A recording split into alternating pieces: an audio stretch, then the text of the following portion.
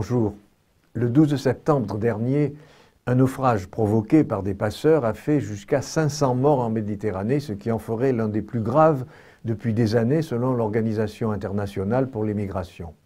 Dans le même temps, signe que les candidats au départ sont toujours plus nombreux, la marine italienne a rapporté lundi avoir secouru quelques 2380 personnes au cours du week-end dans le cadre du programme Mare Nostrum.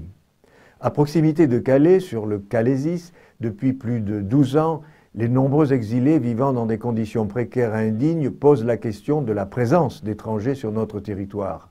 Ces personnes, fuyant la guerre, la persécution et la misère, sont présentes sur le littoral du nord de la France dans l'espoir de se construire un avenir.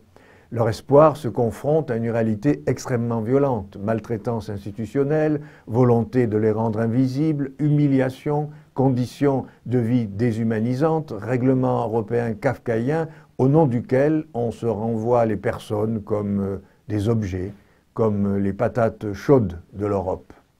À Calais, bon nombre de citoyens refusent de réduire la présence des étrangers à un problème qu'il s'agirait d'aborder uniquement en termes de gestion des flux.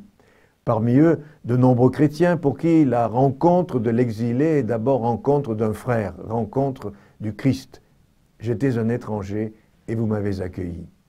Conscients de la complexité des questions migratoires, ces chrétiens savent que l'idéal de la libre circulation des personnes est un objectif à atteindre, mais qu'au vu des réalités sociales et économiques actuelles, il n'est pas réalisable à court terme. Avant tout, ils voient dans la rencontre de l'étranger, du sans-papier, la rencontre d'un frère qui nous invite à changer notre regard. Ils rejettent l'idée que la présence des migrants et des demandeurs d'asile est un problème en oubliant d'écouter leur histoire, d'écouter les causes qui les ont fait tout quitter.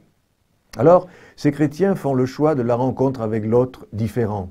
Ils tentent de vivre cette rencontre en vérité et expérimentent que vivre ensemble est possible. Être acteur d'une planète plus fraternelle n'est pas une position idéologique.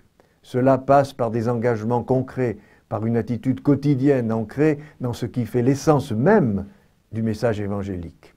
Alors, à la lumière de l'expérience du réseau du Secours catholique du Pas-de-Calais, à travers 10 années de présence auprès des exilés du Calaisis, nous devrions sans doute, nous aussi, nous reposer de temps en temps la question « Qu'ai-je fait de mon frère ?»